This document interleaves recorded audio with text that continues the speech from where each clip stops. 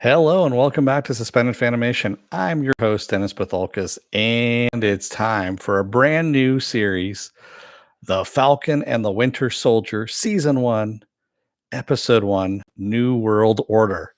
Welcome, everybody. Before I get started, let me take care of some business first, then we'll get down to it.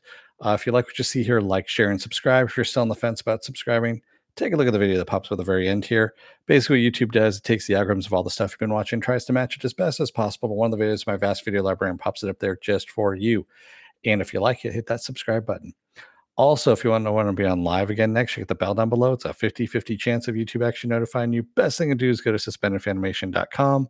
Take a look at the schedule that I have up there. I post it up every week. Also, I have all the links to my social media, Twitter, Instagram, Patreon. No tier save on the Patreon, but very, very close. Once I hit 1,000 subscribers, then I'll set up tiers. Basically, when you guys give me money, I'm going to give you stuff in return. Also, I have links to my pages like this YouTube page here. My YouTube channel, my Facebook page, and a Facebook group page where you guys can post stuff and chat amongst yourselves. All right. Hey, Movie Finobi. Spoiler alert. I'm going to spoil the episode. If you have not seen the episode, go and watch it. Then you can come on back. This will be a video. You can comment down below in the comment section. All right.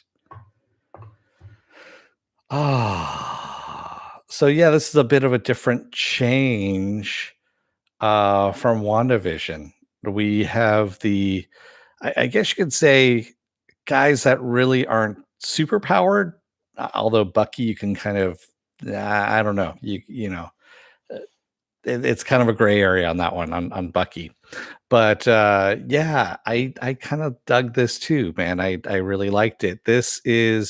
We're seeing what happened after the snap and the blip, and people. Yeah, exactly. Only a few months after Endgame is when this actually occurs. So we're seeing what the repercussions are of the blip. And there's people that were struggling during the snap, of course, when people were gone. And now people are struggling even more that everyone's back, that half the population is back again. And just having some issues. We see that Sam has kind of rolled into. Hi, Tony Hernandez. Are you just rolling into fuck you too? Is that what it is? You see people actually just having issues, whether it's just getting loans for businesses, as Sam is trying to do. Sam actually goes into the military, and of course, he's going back to the Air Force, what he knows. And he's not working for the Avengers at this point. He's actually doing a little military mission, and we get to see Batroc the Leaper comes back again too. So Batroc ends up coming in and creates a little havoc with the Air Force. Actually, they bring Sam in. The Air Force brings Sam in because they get word that one of their planes is going to get hijacked. It's already been hijacked by Batroc, who of course we saw in Civil War, the beginning of Civil War. Yeah.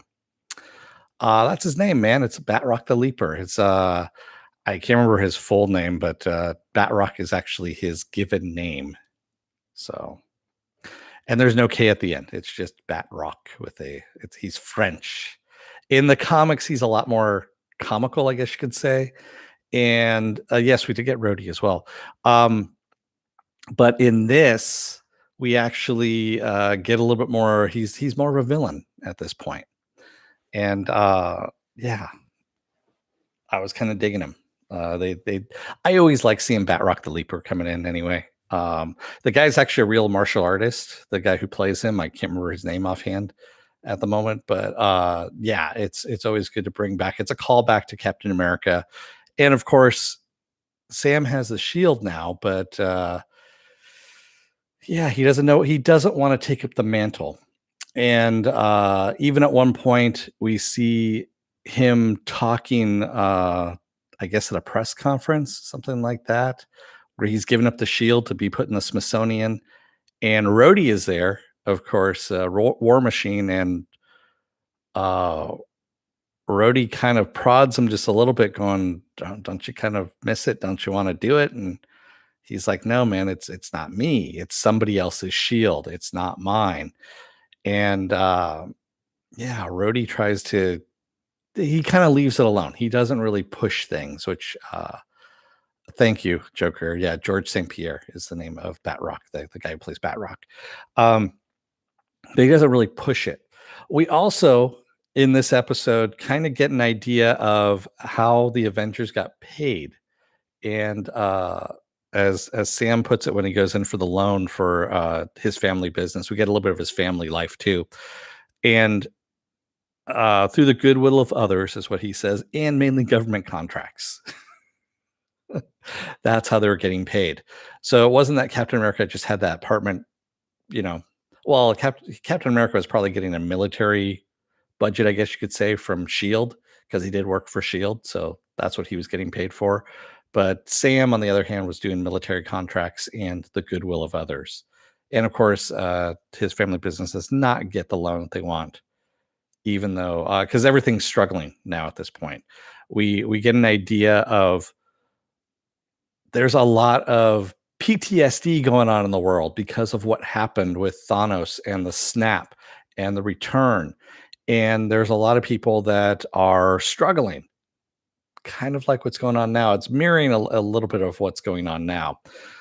We also get a little bit of Bucky and what Bucky's been going through, and he's going through therapy and trying to make amends for all the people that he's killed over the years, over the centuries, I guess, or over the last couple of decades, and having that whole. Um, it was kind of comical, actually, of him making amends. Where that one senator who he put into power, he ends up recording her conversation, sending it to the authorities, also just fucking with her by having the car roll around and stuff like that. And then he finally rolls down the windows on her car and says, "I'm not the Winter Soldier anymore. My name is Bucky Barnes. I'm making amends," which I thought was really fucking funny. It really was. And then, of course, him trying to, I don't know, becoming friends with the father of one of his victims. And that was just kind of sad. And then the guy actually setting Bucky up on a date with a girl in the sushi bar, and she asks him, "How old are you?" And he goes, "106 years old." And she kind of laughs, and he's like, eh. The weird half smile on his face, dude. It was painful and awkward. It really was. And it was some really good stuff. Um, so yeah, and of course, this all culminates with the US government, deciding that they're going to put in a new Captain America in the form of, yeah, Wyatt, who he's basically Kurt Russell and Goldie Hawn's son. The actor who's playing uh, this dude, and we get to see him at the final moments of the episode where he comes in as Captain America, dressed as Captain America, and he has the shield. And of course, Sam gets to see this on TV. He doesn't get a word about this, but yeah. Yeah, exactly. Why the gloves? I have bad circulation. Yes, Russell Spawn. You're right. Rumor is you flew Captain America up to the moon. Yeah, that whole thing. And we don't know who the bad guy is, who this new bad guy, superpowered bad guy is. Flores, his Sam's guy in the Air Force who he's working with, is looking at this group, the red hand there, and he ends up running afoul of this bad guy who's superpowered, basically kicks his ass, knocks him across the fucking parking lot, and then stomps on his face, breaking his orbital ridge on his eye there. So yeah, um, we don't know who this dude is, and it'll be interesting to find out because, of course, he's super powered. He's got super strength. I kind of have a feeling I know who it is, and we've already seen him this episode. We saw him at the end of the episode. Um, but yeah, he's part of a group called the Flag Smashers. That was just a bad name. It really is a bad name, the Flag Smashers. So we'll see where that goes. Yeah. Yep. Did Falcon recognize his eyes? Did Falcon recognize whose eyes? Flag Smasher's eyes? The dude who was, I don't think so. I know he watched the video, but I don't think was there something wrong with his eyes? I don't remember actually. I watched it late last night, so and I watched it after the Snyder cut. So oof, yeah, that's all I can say on that. But yeah, I dug this. It's a slower paced version. Well, not slower paced. There's a lot of action in this. Watching Falcon fly around with the wings and also, evading missiles, taking down helicopters, using Red Wing, his little AI, little robot that pops off his back and helps him. I really love that. That was actually some good stuff. That was some really nice work they did there. And yeah, it's a lot of fun. So I'm looking forward to see what happens with next week with episode 2, and we'll see where that's at. Yeah. What a slog the Snyder Cut was. Yeah, I'll get into that on Tuesday. Mufinobi. Yeah, I'll definitely talk about the Snyder Cut on Tuesday, which leads me into the segue of what's going on this week. Tomorrow is going to be Saturday morning blast off. Where I take the genre news of the week and any genre stuff you guys want to talk about when we talk about it. Sunday and Monday I'm off, and then Tuesday will be another episode of Is It Worth My Time? And this time around, yes, the Snyder Cut of Justice League, and we'll go full hog into it. Yep. Wednesday I'll be off. Thursday will be the penultimate episode of Resident Alien. And then, of course, Friday we roll back around again to the Falcon and the Winter Soldier. So, yeah, some good stuff coming up. Um, I'm really digging the world building that Marvel's been doing. Like you were saying earlier, movie Finobi, yeah, they are doing a lot of world building. Um, and I'm hoping that they introduce some more people, some more periphery characters. They already introduced Sam's sister and his nephews. I'm digging that as well. Maybe, and also Rhodey stepped in. Maybe we're gonna have some more cameos. I don't know. Batroc the Leaper coming in was actually really kind of cool. It was a nice little surprise. And I don't know, maybe we'll get some more people. We already know that Baron Zemo is going to be in this, and he's going to be his comic accurate self. He's going to have the hood over his head and all that stuff. So I'm looking forward to that as well. And like I said, Marvel really doesn't do anything bad or half-ass. I mean, even their bad stuff is adds to the story, if you will. But yeah, it's never really like horribly bad like the Snyder Cut. Philip A. Demick says, I like the scenes with Winter Soldier's therapist. Yeah, I did too. The therapist was kind of funny. I mean, being a soldier herself, and she just didn't really take any of his shit and was like, yeah, stop your bullshit, man, because I know you're lying. Your lips are moving. Moving says, yeah, it's great for character and extended universe, so the movies can be more spectacle. I agree. It adds a bit more nuance to the stories too, and you can bring other characters in, like minor characters, and introduce them there. So this is something I talked about way back when we had the one shots, when we had the Marvel one shots that were being attached to DVDs. I was saying, well, why don't they do the origin stories that way? You do the origin stories as a one shot or a 20-minute or 30-minute extra on a DVD, or in this case, part of the Disney Plus series that you're doing with Marvel. And that way you don't need to do origin stories in the fucking movies. You can just do the origin story within a episode. Get it done. Boom, you're done and you move on. And then you can actually get on to the main story, and you don't have to watch Bruce Wayne and his parents die all over again, or Ben Parker die all over again. I mean, how many times does Ben Parker fucking need to die? He's died 3 times on screen now, is that right? No, wait, I take that back. He died 2 times on screen, 1 time off screen. The Andrew Garfield one was off screen. Yes. So, but still, that's 3 fucking times, man. And that's within 20 years. That's all I'm saying. And I think Thomas and Martha Wayne have died more than that. I think they've died like about 15 times. Yeah. Yeah, Batman and the Pearls, man.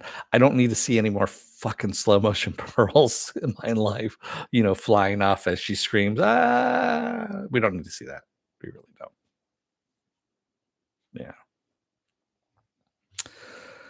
All right.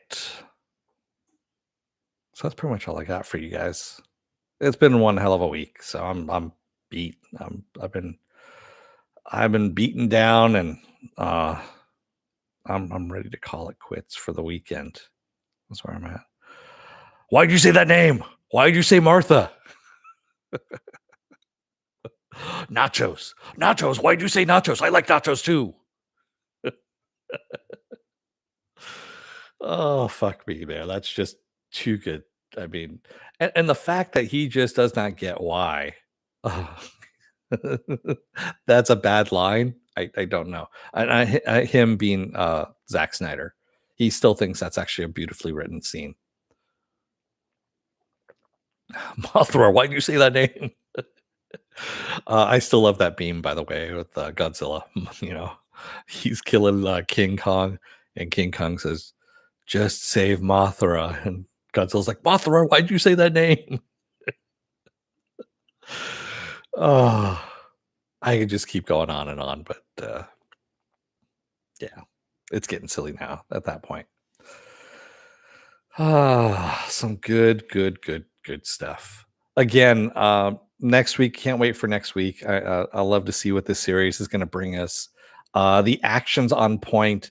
The character evolving is on point. Um, Even the little asides. Again, go back and take a look at Sebastian Stan's face when she asks him how old he is, and he says 106 without batting an eye.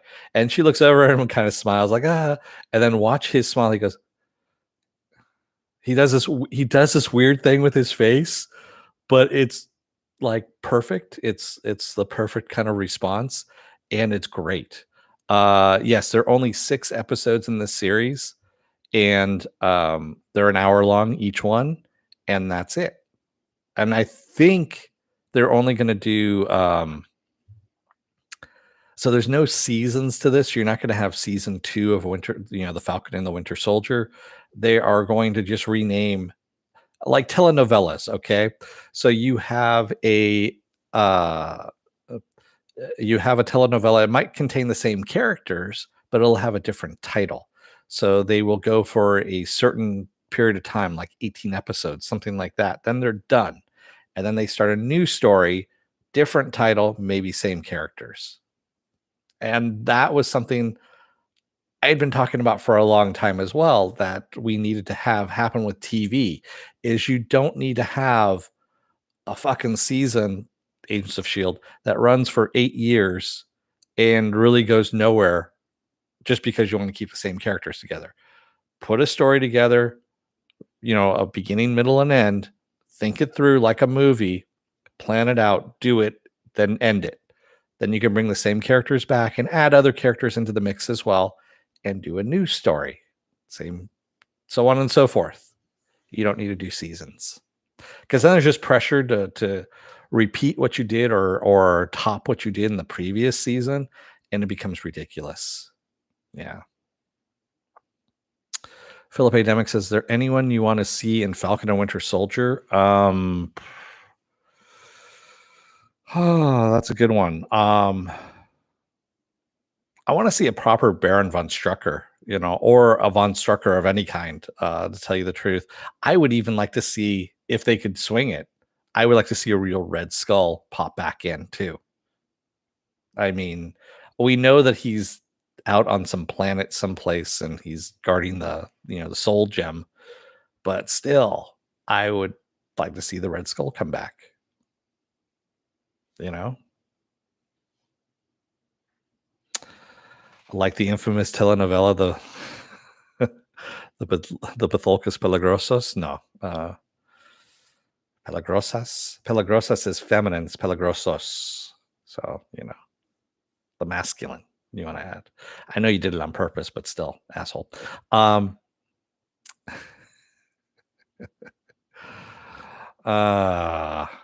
I know. I know you did it on purpose, Move Finobi. I gotcha. All right, then. I really am going to let you go this time because now it is getting wonky. Thank you, everybody who joined me tonight in the chat. And thank you if you made it this far in the video. If you're still on the fence about subscribing, take a look at the video that pops up at the very end here. And if you like what you see there, hit that subscribe button down below. And while you're down there, if you can, hit that like button and the share button as well. They're right next to each other.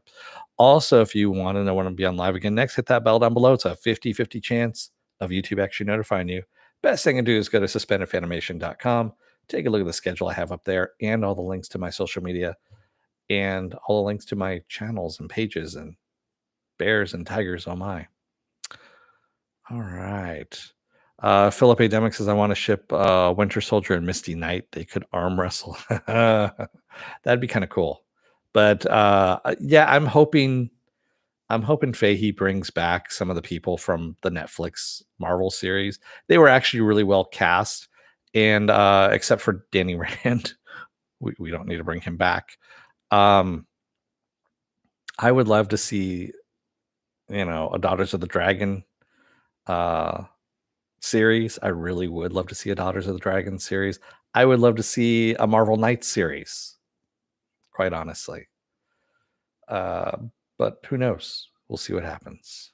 I mean, that would be the way to bring him back. Bring in Daredevil, bring in Punisher, bring in, Luke Cage. Luke Cage is one of my favorites, and I would love to see Luke Cage come in, and Jessica Jones, because we need to have them come back together. And I would love to see Heroes for Hire. Oh, come on, get a Heroes for Hire. First, get a competent Danny Rand, a competent actor to play Danny Rand. Someone who might know martial arts might be a good start right there. And yeah, I liked Mike Coulter as Luke Cage. I think he did an awesome job, and I'd like to see him come back. Yeah, and Charlie Cox as Daredevil was phenomenal as well. Supposedly, he filmed something for Spider-Man: No Way Home. So we'll see what happens there. All right. If anybody says yes, I would love more superhero humping. Yeah. Who doesn't want that? Penn, yes, I agree with you. Everyone other than Danny. They were great. That's the one thing Jeff Loeb got right, I have to say, was the Netflix series. Except for, Iron Fist. But yeah. What are you going to do? Except for Danny Rand, I should say, in Iron Fist. Colleen was actually very well cast. Misty was well cast. So, I mean, there you go. Well, Misty was already in Luke Cage. Anyway, I digress. Thank you, everybody. I'm going to let you guys go for the night. I'll see you again tomorrow for Saturday morning blast off. So until then, don't let the door hit your ass on the way out. Otherwise, you may find yourself being attacked by Batroc the Leaper, and it's really no joke because that motherfucker can kick pretty damn hard. Thanks, everybody. I will see you again tomorrow. Until then, stay safe, be well, take care. Remember to wear those masks and get those vaccine shots if you can get them, and get an appointment. Thanks, everybody. I'll see you again tomorrow. Have a good night.